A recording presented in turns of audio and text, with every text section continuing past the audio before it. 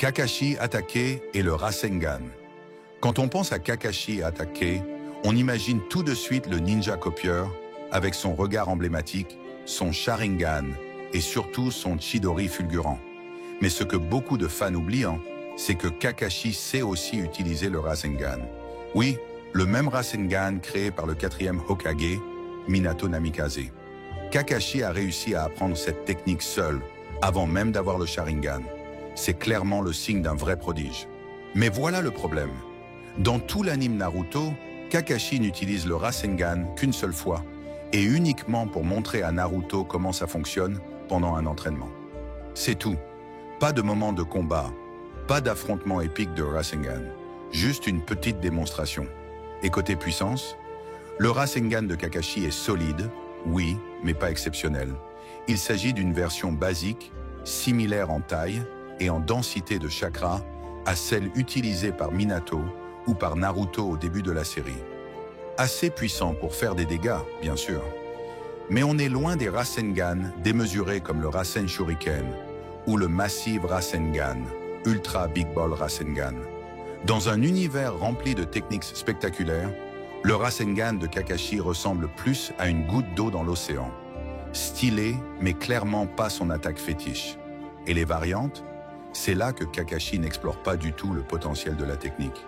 Il n'a jamais créé de version personnalisée, aucune amélioration, aucun twist élémentaire. Alors que Naruto, lui, a enchaîné les variantes comme si c'était son job à mi-temps, Kakashi, lui, s'est contenté de copier la version originale de Minato sans jamais la faire évoluer.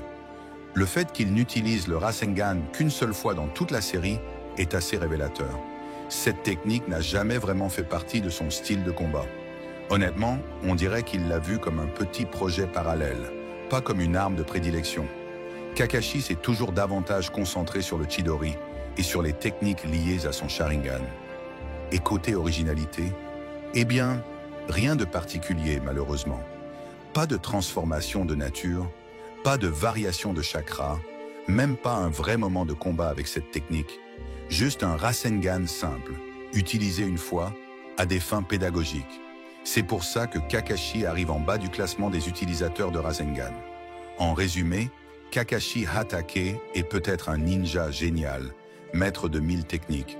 Mais en ce qui concerne le Rasengan, c'est plus un formateur qu'un combattant.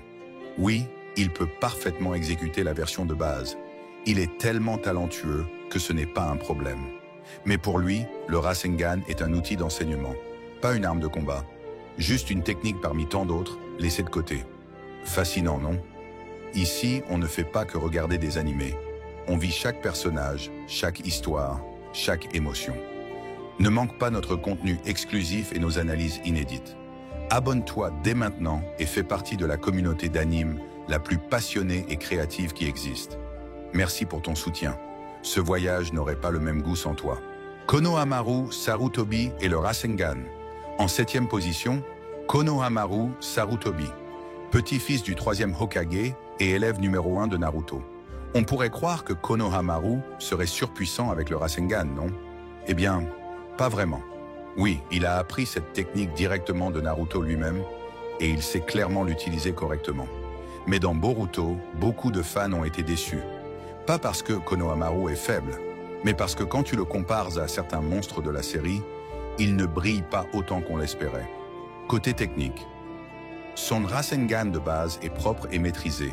Il peut aussi utiliser le Big Ball Rasengan, grosse sphère, et même le Rasengan avec affinité 20, celui que Naruto a mis des semaines d'entraînement intense à apprendre. C'est impressionnant, et ça fait très mal. Mais ça s'arrête là. Pas de Rasen Shuriken, pas de technique inédite ou formes évoluées. Rien d'original ou de dangereux au point de changer une bataille. Côté note, si on devait noter son Rasengan sur 10, Konohamaru se situerait autour de 6. Assez puissant pour faire des dégâts, mais pas assez pour changer le cours d'un combat. Le plus gros souci avec le Rasengan de Konohamaru, c'est le manque de créativité. Naruto a transformé le Rasengan en une famille entière de techniques, avec des dizaines de variantes impressionnantes. Konohamaru, lui, est resté sur les versions classiques. Il lance le Rasengan comme une attaque simple, sans stratégie, sans surprise, sans mise en scène. Et à ce niveau de puissance, les ninjas de haut niveau esquivent facilement. Sa vitesse et sa précision sont correctes, mais on est très loin de Minato, le Flash jaune, ou même de Naruto dopé au chakra de Kyuubi. C'est la réalité. Un bon départ, mais pour lui rendre justice, Konohamaru a maîtrisé le Rasengan très jeune, ce qui est super impressionnant. Mais soyons honnêtes, il n'a pas assez d'expérience en combat réel. Naruto, lui, a utilisé le Rasengan dans des centaines de combats à mort, contre l'Akatsuki, contre Pain, contre Madara, contre Kaguya et bien d'autres. Konohamaru, tu peux littéralement compter ses vrais combats sur les doigts d'une main. Et quand tu n'es pas poussé à tes limites, tu ne peux pas faire évoluer une technique au niveau supérieur. Cela dit, il est encore jeune. Il a du potentiel. Il a eu Naruto comme sensei et porte le sang des Sarutobi, un clan respecté et puissant. Et peut-être qu'un jour, il deviendra le 9e Hokage, comme il en rêvait à l'époque où Naruto n'était qu'un gamin rejeté. Koji Kashin et le Rasengan. En 6e position, Koji Kashin. Clone mystérieux de Jiraiya, créé par Amado, il a fait une entrée marquante dans Boruto en attirant immédiatement l'attention. Les fans s'attendaient à un Jiraiya 2.0, surtout en ce qui concerne le Rasengan. Mais ce qu'on a eu, une version très basique. Bon, on a bien eu le Big Ball Rasengan aussi, mais rien de plus impressionnant. Aucune variante, aucun effet spécial, aucune amélioration spectaculaire. Et c'est justement ça le message. Le constat est clair. Même avec toute la science ninja d'Amado, tu ne peux pas cloner l'âme d'une technique. Le Rasengan de Koji est puissant, bien sûr. Mais c'est exactement ce que Jiraiya savait déjà faire. Rien de plus, rien de nouveau. Et il l'utilise très rarement. Et quand il le fait, ça ne change jamais vraiment le cours du combat. Pourquoi ce classement? Koji sait utiliser le Rasengan, mais il ne le possède pas vraiment comme les véritables maîtres de la technique. Il n'en a pas l'appropriation, ni la créativité, ni l'âme. Cela ne veut pas dire qu'il est faible. Koji est un adversaire redoutable, un véritable atout d'Ankara. Mais en termes de maîtrise du Rasengan, ce rang lui correspond parfaitement. Jiraiya, le vieux pervers, qu'on adore tous malgré tout, c'est l'un des véritables maîtres du Rasengan. Il a été le premier à l'utiliser dans la série, il l'a maîtrisé, puis l'a transmis à Naruto. Quand on parle de puissance brute, Jiraiya ne s'arrête pas à la version de base. En mode ermite, il peut utiliser le Super Big Ball Rasengan et même l'Ultra Big Ball Rasengan. Oui, ces versions complètement folles qu'on voit parfois. Mais Jiraiya n'est pas du genre à trop en faire. Il préfère une approche simple mais efficace. Garder la version standard, y ajouter un peu de puissance et faire le travail proprement. Il a beaucoup d'autres jutsu à son actif, donc il n'a pas besoin de se reposer uniquement sur le Rasengan. Ce qui rend Jiraiya dangereux, ce n'est pas juste sa puissance brute, mais la façon dont il intègre le Rasengan dans son style de combat global. Avec ses invocations, ses techniques en mode ermite et surtout son esprit tactique brillant, le Rasengan devient une arme redoutable entre ses mains. Chaque attaque est précise et bien placée. Il n'a peut-être pas la vitesse des plus grands, mais dans des combats de vie ou de mort, Jiraiya savait exactement quand et où frapper. Une légende du Rasengan. Jiraiya restera toujours une légende du Rasengan, non pas parce qu'il a créé plein de variantes extravagantes, mais parce qu'il a maîtrisé la technique et qu'il a inspiré une génération entière. C'est justement parce qu'il n'a pas cherché à la décliner à l'infini que je le place ici dans le classement. Momoshiki, le voleur ultime de technique, membre du clan Otsutsuki, Momoshiki est le maître absolu du vol de jutsu. Après avoir absorbé le chakra de Naruto pendant l'examen Chunin, il a utilisé le Rasengan comme s'il le maîtrisait depuis toujours. Mais faut pas trop s'emballer, ce n'est qu'un copier-coller. Grâce à son Rinnegan, il peut absorber un jutsu et le relancer en plus puissant. Donc techniquement, il peut utiliser n'importe quel jutsu tant qu'il l'a absorbé avant.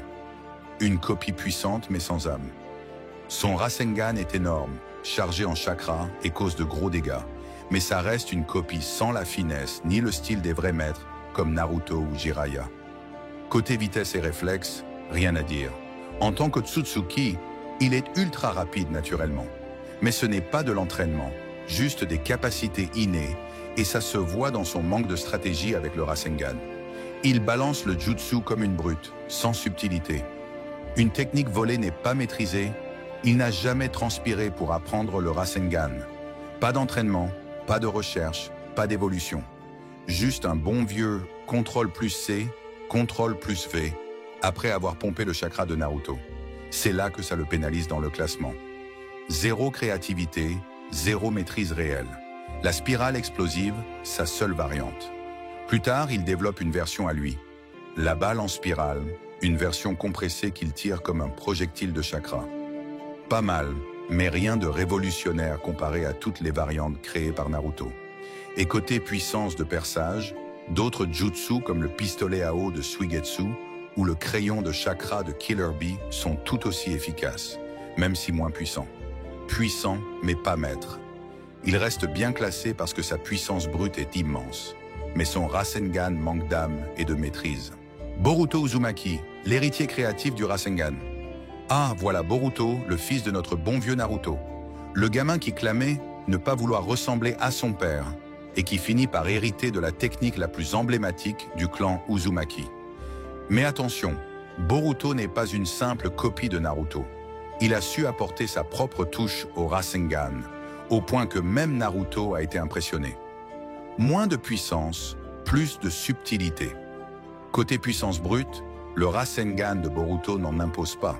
Il est plus petit, moins flashy que ceux de Naruto ou Jiraiya. Au début, il était même tellement minuscule que Sasuke a dû plisser les yeux pour le voir. Mais c'est là que Boruto se démarque. Il a inventé le Rasengan disparaissant. Oui, un Rasengan invisible en plein vol qui surprend l'adversaire sans qu'il puisse réagir. Même Momoshiki Otsutsuki s'est fait avoir. Preuve que c'est pas juste un gadget, un style bien à lui. Encore mieux, Boruto a intégré naturellement du chakra foudre dans son Rasengan, sans utiliser de clone comme son père à l'époque. Une preuve de talent brut. Et récemment, il a créé le Rasengan tourbillonnant en fusionnant avec du chakra planétaire. Preuve qu'il prend une direction totalement originale.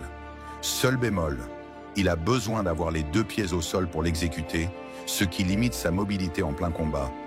Un ninja en pleine ascension, côté vitesse et précision, rien à redire. Boruto est rapide, vif et précis, surtout avec son Rasengan disparaissant. Presque impossible à bloquer à cause de son effet de surprise. Côté expérience, il en manque encore, forcément. Il est jeune, mais il apprend à une vitesse folle. Après quelques jours avec Sasuke, il a maîtrisé la base du Rasengan et créé sa propre variante. Génie ou chanceux? Moi je dis petit prodige, un potentiel explosif. Avec le sang Uzumaki, l'influence de Momoshiki et une créativité naturelle, Boruto pourrait emmener le Rasengan bien au-delà de tout ce qu'on a vu jusqu'ici. Imagine un jour, Boruto maîtrisant parfaitement le chakra planétaire, fusionné avec le karma. Là, on parlera d'un Rasengan légendaire. Conclusion. Il n'a pas encore dépassé son père, ni les anciens maîtres en puissance brute ou en expérience. Mais il a déjà marqué l'histoire. Boruto ne suit pas le chemin de Naruto. Il trace le sien. Et à ce rythme-là, il faudra bientôt revoir ce classement. Minato Namikaze, le père du Rasengan et de la vitesse absolue. Le voilà, Minato Namikaze, le 4e Hokage, le père du Rasengan et le légendaire éclair jaune de Konoha. Créateur du mythique Rasengan, Minato reste l'un des plus grands ninjas de l'histoire. Et il n'a même pas eu besoin d'un démon à queue pour y arriver. Petit, simple, mais mortel. Comparé aux versions géantes de Jiraiya ou au Rasengan cataclysmique de Naruto, celui de Minato peut sembler modeste. Pas d'effets à en spéciaux, pas de transformation de chakra, juste la version de base, bien maîtrisée. Mais voilà pourquoi il est si haut dans ce classement, la perfection. Minato n'avait pas besoin de faire dans la surenchère. Son Rasengan était un coup mortel grâce à son style de combat unique et létal. Une combinaison redoutable. Pas besoin de variantes délirantes. Minato a préféré fusionner le Rasengan avec le dieu du tonnerre volant, sa technique de téléportation. Imagine la scène. Tu es là, tranquille, et soudain un flash jaune te tombe dessus avec un Rasengan déjà prêt à t'exploser la poitrine. Pas le temps de réagir, pas d'échappatoire. Sa vitesse et sa précision sont tout simplement inégalées dans tout l'univers de Naruto. Et il faisait tout ça sans mode ermite, sans bijoux, sans mode QB. Le génie derrière la technique Minato a créé le Rasengan de zéro, inspiré par la bombe Biju. Un chef-d'œuvre de contrôle de chakra, pensé pour tuer en un coup net. Et soyons clairs, il pouvait faire un Rasengan géant. Souviens-toi de la 4e grande guerre ninja, où lui et Naruto ont invoqué un Rasengan de la taille d'une montagne. Mais Minato n'en avait pas besoin au quotidien. Pourquoi faire gros quand tu peux faire parfait? Un potentiel inachevé. Minato est mort trop tôt. S'il avait vécu, on aurait probablement vu des variantes inédites du Rasengan, mêlées à ses incroyables compétences en téléportation. Mais même sans cela, son efficacité, sa précision et sa vision du combat suffisent à faire de lui le numéro 2 incontestable de ce classement. Conclusion. Le Rasengan de Minato, c'est l'exemple ultime de « moins, c'est plus ». Pas besoin de fioritures quand ton coup touche à chaque fois et détruit à chaque impact. Naruto Uzumaki, le roi incontesté du Rasengan. S'il y a un trône à donner pour le roi du Rasengan, alors personne ne le mérite plus que lui. Notre ninja blond, bruyant, le 7e Hokage, Naruto Uzumaki. De l'enfant maladroit qui galérait avec des ballons d'eau à l'homme capable de créer des Rasengan de la taille d'une ville, Naruto n'a pas juste hérité de la technique. Il l'a réinventé, amplifié, transcendé. Un Rasengan devenu une arme divine. Niveau puissance brute, personne, et je dis bien personne, ne peut rivaliser. Du Rasengan de base au Rasen Shuriken qui détruit les cellules, jusqu'au Super Tailed Beast Rasen, créé avec le chakra de Kurama et des autres bijoux, chaque version devient plus destructrice que la précédente. Il a atteint un niveau suffisant pour blesser Kaguya, une déesse d'un autre monde. Et ce n'est pas un hasard si Momoshiki, après avoir volé son chakra, a immédiatement utilisé le Rasengan comme arme. Une créativité sans limite. Mais ce qui place Naruto au sommet, ce n'est pas juste la force, c'est sa créativité de malade. Le gamin que Jiraiya appelait lent à comprendre a inventé des dizaines de variantes du Rasengan. Petit, géant, explosif, à distance, multiple, fusionné avec des éléments. Tu veux un Rasengan? Il l'a. À chaque nouvel ennemi, il sort une nouvelle version taillée sur mesure. Il a transformé une simple technique en un arsenal complet. Un univers entier basé sur le Rasengan. Maîtrise technique absolue. Naruto ne se contente plus de faire un Rasengan avec 2 mains. Aujourd'hui, il peut le faire d'une seule main, en plein combat, et le balancer à distance avec une précision chirurgicale. Grâce au chakra de Kurama, il peut apparaître derrière toi en une fraction de seconde et te coller un Rasengan sans que tu comprennes ce qui t'a frappé. Même Minato, le créateur de la technique, n'a jamais atteint ce niveau d'exécution seul.